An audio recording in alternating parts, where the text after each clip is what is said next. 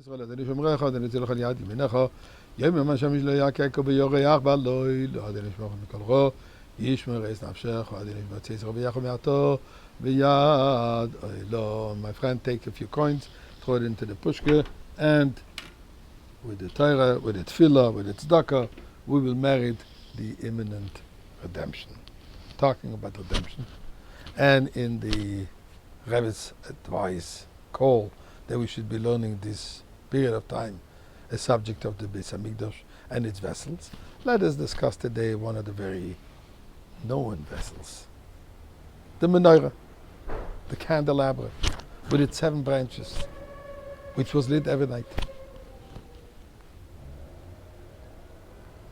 in the Beis Hamikdash, and had a very specific role, illuminating the world. And in fact, it became a very prominent symbol of the Jewish people. When one wants to design some Jewish symbol, often and appropriately, the menorah will be the one. Why? As we just said, the menorah which represents the light upon the world, the menorah which represents Jewish unity, the menorah which represents God's doing, as it says. Then Moshe Rabbeinu was told to do the menorah. He had some difficulties. Not going to go into the reason what was the particular difficulties at this point. But God told him, just take 1 block of gold, throw it in the fire, I'll take care of the rest. It's God's doing. So what did it look like? We all know, or seem to know, that the menorah is 6 semicircular branches and 1 in the middle. How sad to say that this is an error going on for 2,000 years. When we look in the Chumash, where the Torah in Shemos describes about the menorah, and it says the branches yoitzim mitzideho, coming out from the side, says Rashi, lekan ulekan ba'alachsein, nimshochim ve'oilim ad keneged goiva, that the branches extended upward in a diagonal fashion, not rounded but diagonal, angular. Rashi says it clearly, and Rashi is definitely proper authority.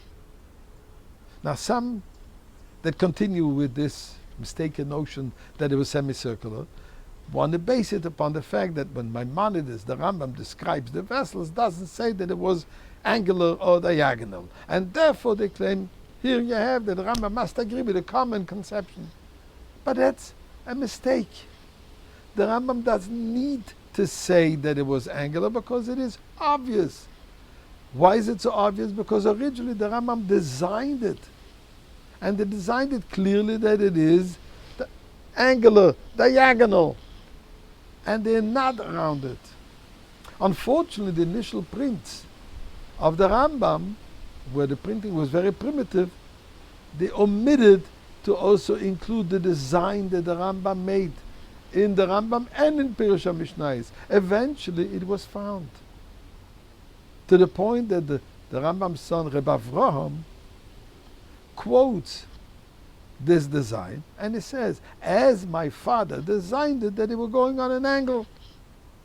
So to say that because the Rambam doesn't say this is proof that he disagrees, is unfortunately a mistaken notion. Now where does the misconception about semicircular come from? Sadly to say, this comes from the Arch of Titus.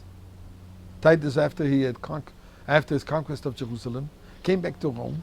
He had built the Arch of Titus, and over there he had an artistic rendition of bringing the people into slavery, Jewish people going into exile, and also carrying the menorah, a menorah. And over there the artist made it into angular. So it could be many reasons for why he did it.